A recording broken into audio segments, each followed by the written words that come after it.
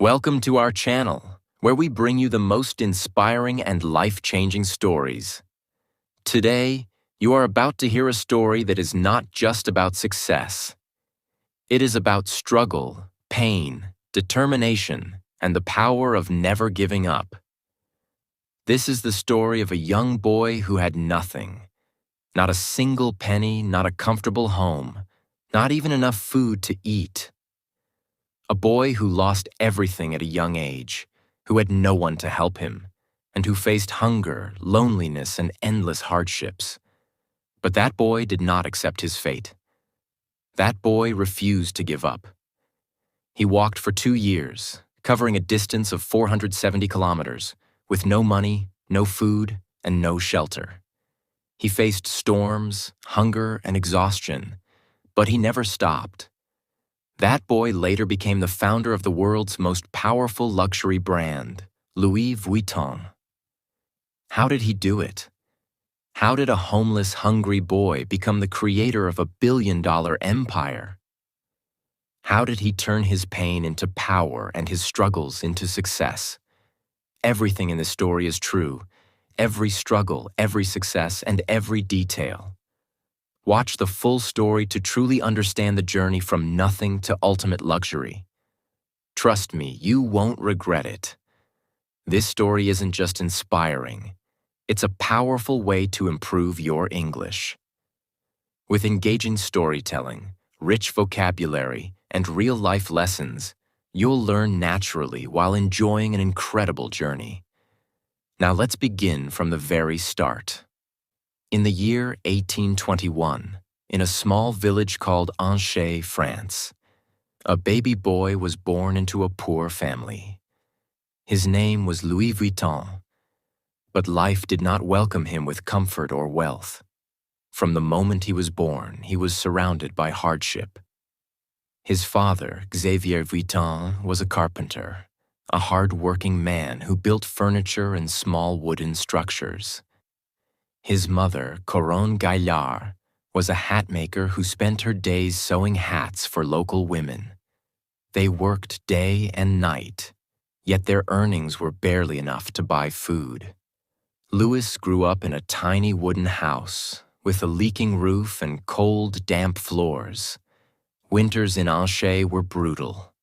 Snow covered the village for months, and cold winds made life even harder. There was no heating, no warm blankets, and no comfortable bed. Louis and his family had to survive with whatever they had. At a young age, he learned that life was not fair. He did not have the toys that rich children had. He did not go to school like them. Instead, he spent his childhood helping his father in carpentry, carrying heavy wooden planks, hammering nails, and cleaning sawdust from the floor. His hands were rough, his clothes were torn, and his stomach often remained empty. But Louis was different from other children in his village. Even though he was poor, even though he had nothing, he had something that others did not. A dream. Every day, travelers passed through his village. Rich men and women dressed in fine clothes, carrying large wooden trunks and suitcases. Louis would watch them with fascination. Where were they going? How far were they traveling? Who made those beautiful trunks they carried? He had never seen the world beyond his small village, but his heart longed to know more. He was curious, hungry for knowledge, and desperate for a better life. But fate was not kind to him. When Louis was just 10 years old, his mother fell sick. There were no hospitals in the village, no doctors to treat her. Day by day, her condition worsened. One morning, as the sun rose over the hills, Louis's mother took her last breath. She was gone. Louis stood by her grave, silent, unable to cry. His world had fallen apart. His father, broken by grief, became distant and cold. He no longer had the strength to take care of Louis. For the first time, Louis felt completely alone. But in that moment of pain, he made a decision. He would not stay in this village forever. He would not accept a life of poverty. He would leave. He would chase his dream. But how? At the age of 13, Louis had no money, no horse, and no food. Paris, the city of dreams, was 470 kilometers away. It was impossible. Or was it? One evening, as the village prepared for sleep, Louis packed a small bag. He had no map, no guide, only a dream. He did not tell his father.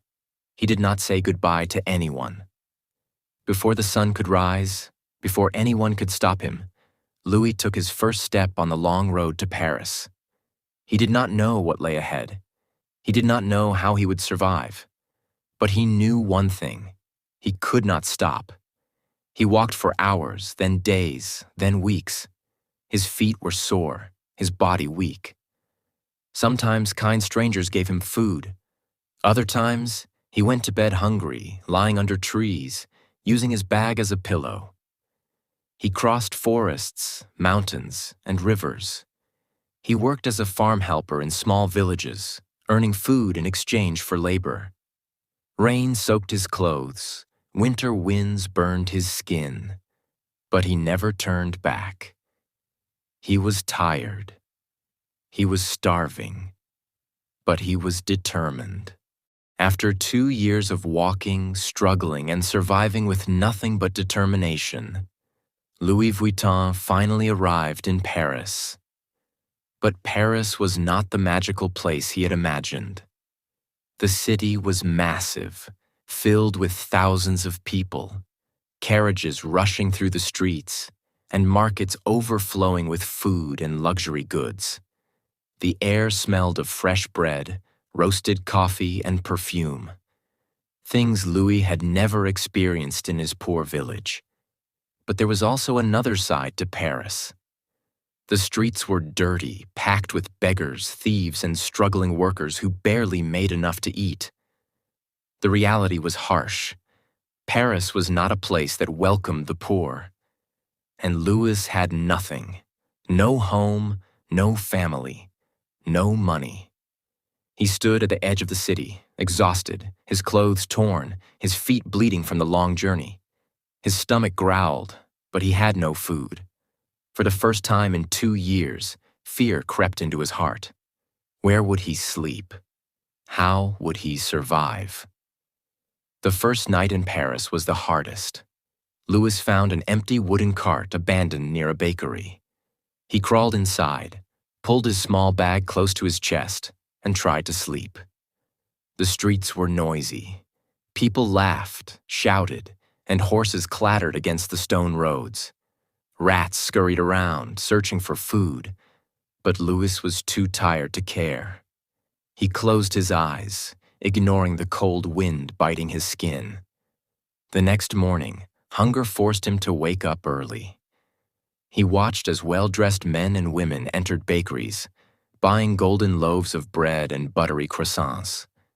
The smell made his stomach twist in pain. He had no choice. He needed work. Louis walked from shop to shop asking for a job, but every time the answer was the same. No experience, no work, no connections, no chance, no money, no food. Paris was cruel to those who had nothing. Days passed, and Louis grew weaker. He ate scraps from the market, picking up leftover bread from the ground when no one was looking. His body ached. His clothes were dirty. He had never felt so alone. But he refused to give up. One evening, as the sun set over the city, Louis noticed a man struggling to carry a large wooden trunk into a shop. The man was sweating, his hands shaking from the weight. Without thinking, Louis ran forward and grabbed the other side of the trunk. The man looked at him in surprise but said nothing. Together, they lifted the trunk inside. The shop was unlike anything Louis had ever seen. Wooden trunks of all shapes and sizes lined the walls, some covered in leather, others decorated with brass locks and golden initials. It was a workshop, one of the finest in Paris. The owner of the shop, Monsieur Maréchal, watched Louis with sharp eyes. "You're strong for a boy your size," he said. "What's your name?" "Louis Vuitton, sir? What do you want?" Louis took a deep breath. This was his chance. "I want to work." Maréchal raised an eyebrow. "Can you make trunks?" Louis hesitated. "No, sir, but I can learn." The old man chuckled.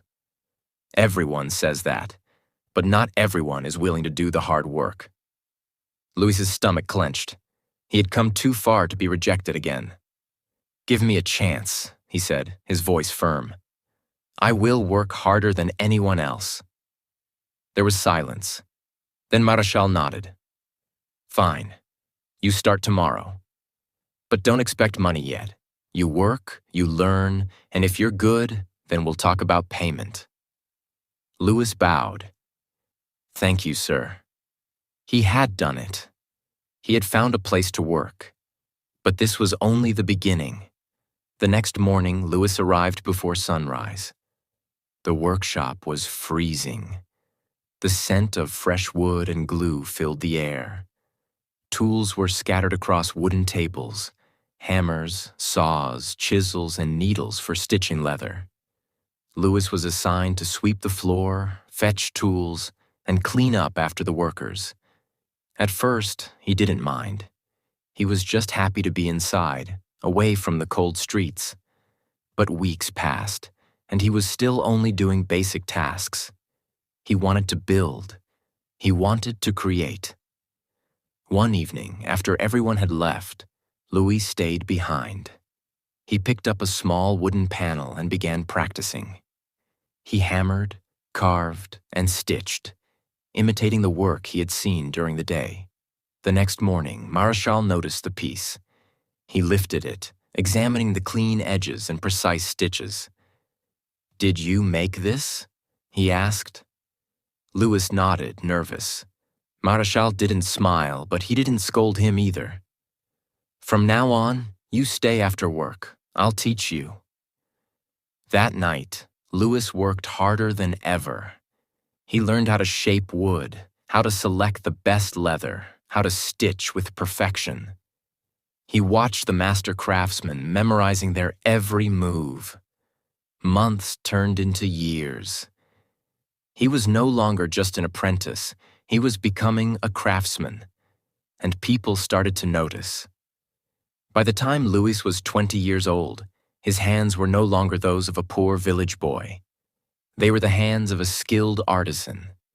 He was faster than the other workers, more precise in his craftsmanship, and more creative with his designs. Nobles and wealthy customers began requesting him by name. "I want my trunk made by Vuitton." "That boy makes the finest trunks in Paris." His reputation grew. He was no longer just a poor worker. He was someone valuable. One day, a woman entered the shop. She was elegant, wearing a luxurious silk gown and a pearl necklace. But it was her name that changed everything.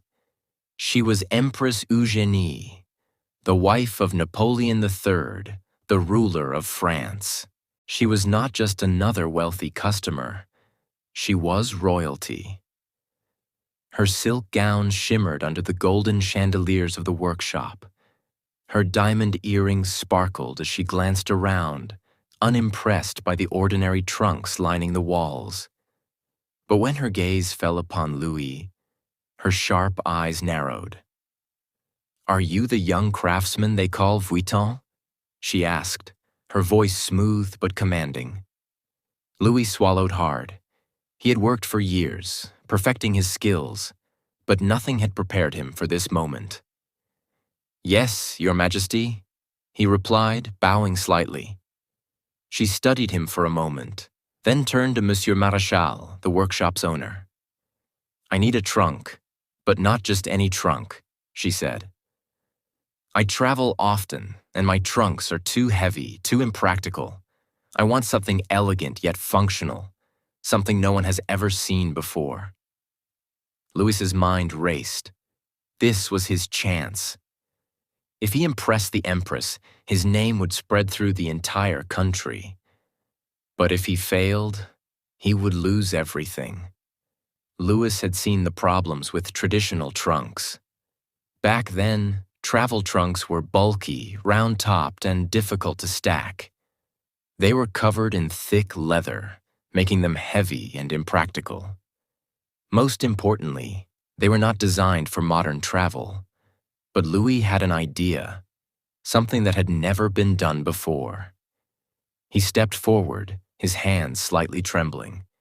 "Your Majesty, what if I create a trunk that is light, elegant, and stackable?" he said. "A flat-topped trunk, covered in waterproof canvas instead of leather. It will be durable, easy to carry, and perfect for your travels." Silence filled the room. Marechal looked at Louis as if he had lost his mind. No one had ever dared to change the traditional design of a trunk. But Empress Eugénie tilted her head, intrigued. "A flat-topped trunk? Canvas instead of leather?" she repeated. "That is interesting. Can you do it?" Louis's heart pounded. "Yes, Your Majesty, I will create a trunk unlike any other." A small smile played on her lips. "Then do it, Vuitton. Impress me." For weeks, Louis worked day and night. He knew this was his moment to prove himself, not just to the Empress, but to the entire world. First, he designed the frame. Instead of using the usual thick, heavy wood, he chose poplar wood, which was lightweight yet strong. Next, he replaced the traditional rounded top with a flat surface. This simple change allowed trunks to be stacked neatly, making them perfect for long journeys. But the biggest innovation was the material. Instead of using leather, Louis experimented with a waterproof try-on canvas, a light gray, durable fabric that resisted moisture and stains. It was unlike anything seen before. Days turned into weeks. Louis barely slept. His hands were covered in cuts and glue. He skipped meals, too focused on making the perfect trunk. When the final piece was ready, it was breathtaking. The canvas shimmered under the light, smooth and elegant. The brass locks gleamed, securing the trunk tightly. The craftsmanship was flawless. It was not just a trunk. It was a masterpiece. The day of the presentation arrived. Louis stood in the grand hall of the Empress's palace, his heart pounding. Nobles and high-ranking officials whispered as they glanced at him, unimpressed by the young craftsman in simple clothes. The Empress entered, her gown flowing behind her like water. Her eyes fell on the trunk. For a long moment, she said nothing. Then she reached out, running her fingers over the smooth canvas. She inspected the locks, the stitching, the finish. Everyone held their breath. Finally, she looked at Louis. "Vuitton," she said, "this is extraordinary." Murmurs spread through the room. Marechal, who had once doubted Louis, stared in shock. "From now on," the Empress continued, "you will be my personal trunk maker." It was done. Louis had won the trust of the most powerful woman in France. And in that moment, everything changed. The Empress's endorsement was more than just an honor. It was an opportunity. Suddenly, the elite of Paris wanted Vuitton trunks. Aristocrats, politicians, and wealthy travelers all placed orders. But there was a problem. Louis was still just a worker in Marechal's shop. No matter how talented he was, he would always be under someone else's control. He needed to break free. So, after years of loyalty, Louis made the boldest decision of his life. He left the workshop and started his own business. With the little money he had saved, about $1,000 in today's value, he rented a small space in Paris. The shop was modest, with only a few tools and a single workbench, but it was his. He hung a wooden sign outside: Louis Vuitton, Malatier, trunk maker. It was official. He was no longer just a poor village boy. He was a business owner. Starting a business was not easy. The first few months were brutal. Louis had no employees, no big factory, no safety net. Every trunk he made was handcrafted by him alone. He worked from sunrise to midnight, barely stopping to eat. And then, disaster struck. A massive war broke out in France. The Franco-Prussian War. The streets of Paris turned into battlefields.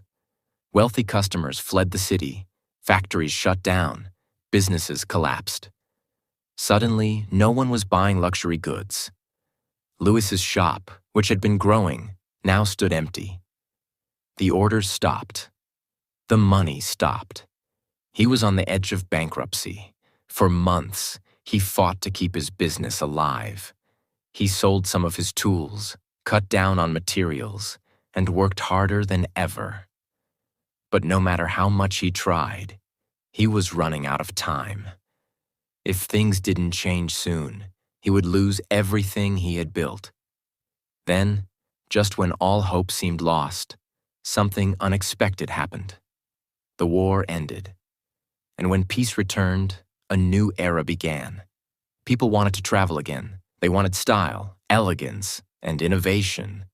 And they wanted Louis Vuitton trunks. Orders flooded in.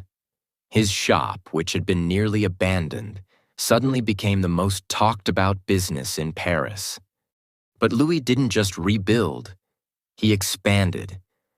In 1871, he opened a brand new workshop in Agnières, just outside Paris.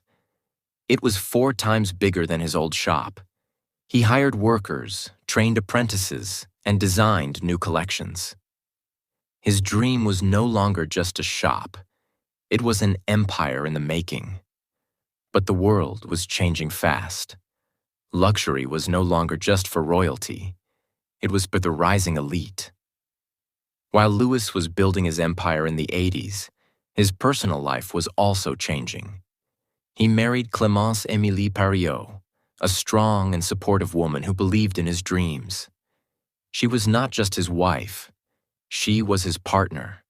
They had a son, Georges Vuitton, who later expanded the business. But success came at a cost. Louis, obsessed with perfection, spent endless nights in his workshop, barely seeing his family. He missed birthdays, gatherings, and quiet evenings, all while chasing his dream. From the very beginning, Louis understood something most businessmen didn't. If you want to create a lasting brand, you must sell to the rich. But why? The wealthy had power. They influenced fashion, trends, and the desires of society. If aristocrats and high-status travelers used Vuitton trunks, everyone else would dream of owning one too. And there was another reason. Rich customers did not argue about price. They only cared about exclusivity. Louis never tried to sell to the masses. He focused on a few elite clients who were willing to pay top dollar for something unique and handcrafted. This strategy worked like magic. Soon, not only nobles, but also bankers, businessmen, and world travelers started ordering Vuitton trunks. Owning a Louis Vuitton trunk was no longer just about travel. It was a status symbol. Louis Vuitton had built an empire, but his journey ended in 1892 when he passed away, leaving his son, Georges Vuitton, in charge. Before passing away, Louis called Georges to his side and gave him one final lesson. Never sell cheap, never sell to the masses. Our name must always stand for the best. If the world changes, we must change with it, but never lose what makes us special. Georges was young, ambitious, and determined to take his father's vision to new heights. He expanded Louis Vuitton beyond travel trunks, introducing handbags, cutlery bags, and luxury minibars that changed the world of high fashion. As his business grew, copycats appeared. Cheap imitations of his designs started flooding the market. Customers were being tricked into buying fake Vuitton trunks. Louis knew he had to protect his brand. He introduced the LV monogram in 1896 to stop counterfeits, making Louis Vuitton a name that only the wealthy could afford. Under Georges, the brand didn't just survive, it dominated the luxury market. But nothing lasts forever. Georges was aging. The empire was growing too big for one man. The world was changing fast. Automobiles, airplanes, and a new era of fashion were emerging. For decades, Georges had worked endlessly to expand the Louis Vuitton brand. He introduced leather handbags and accessories that became a status symbol. He opened stores internationally, making Louis Vuitton a global name. He protected the brand's exclusivity, ensuring that LV remained a luxury reserved for the elite. But in the 1930s, Georges faced his greatest challenge yet. His health began to fail. Years of stress, constant innovation, and global expansion had taken a toll on his body. By 1936, Georges Vuitton passed away, marking the end of an era. The question now was, who would continue the empire? This was when Gaston Louis Vuitton, Georges' son, stepped forward. Gaston Louis Vuitton had grown up surrounded by luxury, design, and craftsmanship. From a young age, he had watched his father expand the brand, and now it was his turn. But the world was different now. The Great Depression, 1929 to 1939, had destroyed businesses worldwide. The rise of automobiles and airplanes meant that traditional travel trunks were losing their importance. The fashion industry was changing. People wanted more than just luxury luggage. Would Louis Vuitton survive this new era? Gaston knew that if the company didn't adapt, it would die. So he made bold moves. 1. Expanding beyond travel bags. Under Gaston, Louis Vuitton introduced small leather goods, purses, and accessories. 2. Creating luxury handbags. He focused on high-end handbags that weren't just for travel but could be used in everyday fashion. 3. Innovating in design. He experimented with new styles, making Louis Vuitton more fashion-forward. But before he could push his vision further, World War II erupted, putting everything at risk. During World War II, 1939 to 1945, France was occupied by Nazi Germany. The country was in chaos, businesses were shutting down, and luxury brands were struggling to survive. Gaston Louis Vuitton had to make a choice: either close the business or find a way to keep it running. To survive, Louis Vuitton worked with the German-occupied French government. This was a controversial decision, and for years, this part of Louis Vuitton's history remained hidden. It wasn't until decades later that reports revealed the brand's ties to the Nazi government. But despite the war, Louis Vuitton survived. And when the war ended, Gaston Louis focused on rebuilding the brand's image. But this wasn't easy. After World War II, Europe was in economic ruins. The luxury market was weak, and people weren't thinking about expensive handbags or designer luggage. But Gaston knew one thing: the rich always find a way to stay rich. Even in difficult times, the wealthy elite still wanted luxury.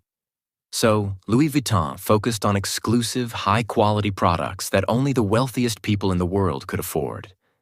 This strategy worked, and by the 1950s, Louis Vuitton was back on top.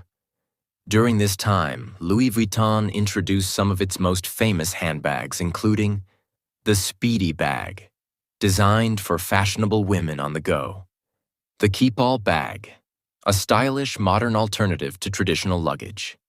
The Noe bag, originally made for carrying champagne bottles in luxury. Louis Vuitton was no longer just a travel brand. It had become a fashion icon. But Gaston Louis was getting older. Who would take the empire into the next generation? By the 1960s, Louis Vuitton had grown into one of the most respected luxury brands in the world. But the world was moving faster than ever. New fashion trends were emerging. The wealthy class was expanding. Competition in luxury was increasing. Gaston Louis knew the company needed fresh ideas. So he brought in his son-in-law, Henri Racamier, to help modernize the business. Henri was a brilliant businessman with a vision. He believed that Louis Vuitton could become bigger than ever. His goal? Turn Louis Vuitton into the most powerful luxury brand in history. And this decision would change everything. By the late 1970s and early 1980s, Louis Vuitton was already an established luxury brand, known for its exclusive luggage, handbags, and accessories. But it was still operating like a traditional family business. The world was changing, and if Louis Vuitton wanted to dominate, it needed a new strategy, a new vision, and a new kind of leadership. This was when Henri Racamier stepped in. Henri Racamier wasn't a designer, and he wasn't a traditional businessman. He was a visionary. When he took control of Louis Vuitton, he saw one thing clearly. This wasn't just a brand. It was an untapped gold mine waiting to explode into a billion-dollar empire. But there was a problem. At that time, Louis Vuitton was selling only to a small group of elite customers in Europe. It was respected but not yet a global powerhouse. So Henri made bold, risky moves that would change the history of luxury forever. 1. Expanding to the richest markets. Instead of just selling in France, he pushed into the US, Japan, and the Middle East, places where the wealthiest people in the world were hungry for luxury. 2. Raising the prices. Henri knew one thing. The more expensive an item is, the more people desire it. He increased prices to levels that only the rich could afford. A Louis Vuitton handbag wasn't just an accessory. It was a symbol of status. 3. Luxury shopping experience. Louis Vuitton stores were no longer simple shops. They became palaces of luxury where customers felt special. Every store had private shopping areas, champagne service, and VIP treatment. But this was just the beginning. Louis Vuitton wasn't trying to sell to everyone. The brand targeted the top 1% of the world. The millionaires, billionaires, celebrities, and royalty. This was why they introduced limited edition bags, exotic leather products, and even private made-to-order collections. Some of the most exclusive Louis Vuitton products included crocodile skin handbags. Some LV bags are made from real crocodile leather, which makes them extremely rare and expensive. Prices for these bags start at $50,000 and can go up to $100,000 or more. Python and ostrich skin bags. These bags are handcrafted using python, ostrich, and other exotic skins, making them not just accessories but collector's items. Custom mini bars and cutlery bags.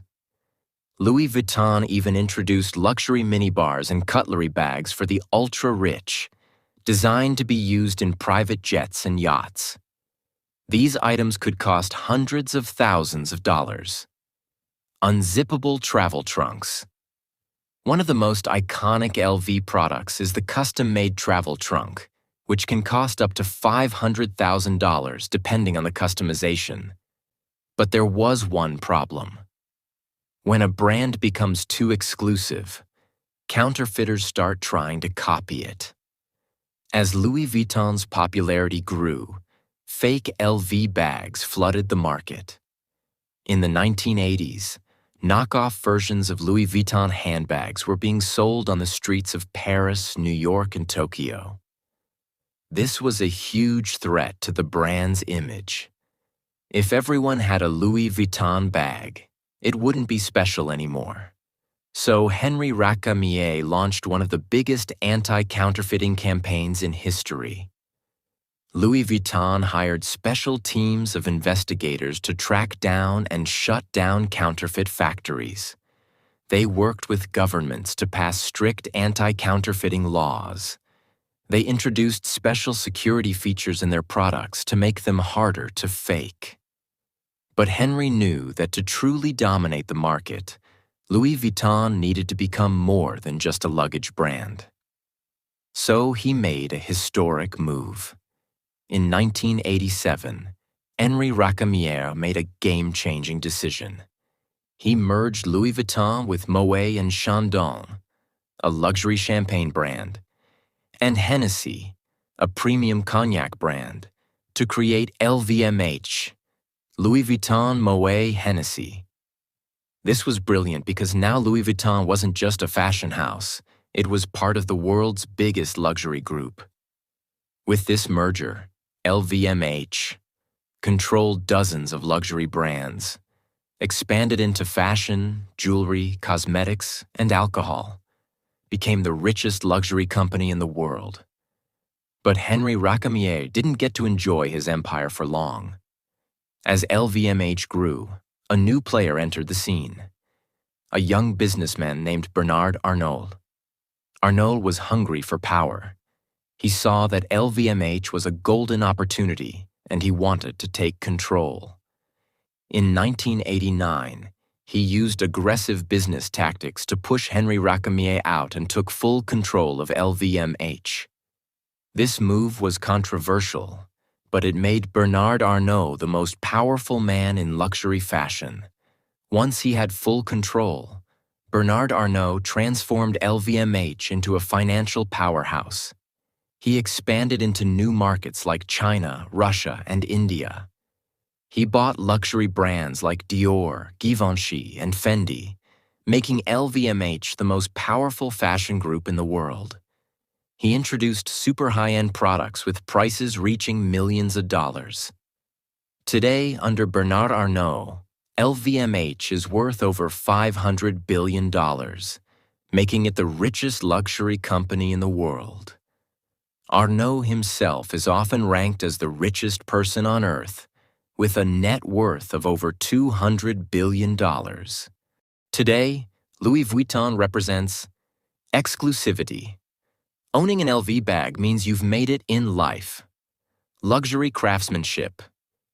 Every Louis Vuitton product is handmade by the best artisans in the world. A status symbol. Whether it's a handbag, luggage, or a custom minibar, Louis Vuitton is the ultimate sign of wealth. Even after 170-plus years, Louis Vuitton remains the most powerful luxury brand in the world. And it all started with one young man, Louis Vuitton, who had nothing but a dream. Louis Vuitton's story is a lesson in determination, vision, and risk-taking. From a poor boy in a small village to the biggest luxury empire in the world, Louis Vuitton proves that hard work and innovation can change everything. Every step, from handcrafting trunks to creating billion-dollar handbags, was built on excellence and exclusivity. And even after wars, economic crises, and battles for control, Louis Vuitton has stood the test of time. This is more than a brand, it's a legacy.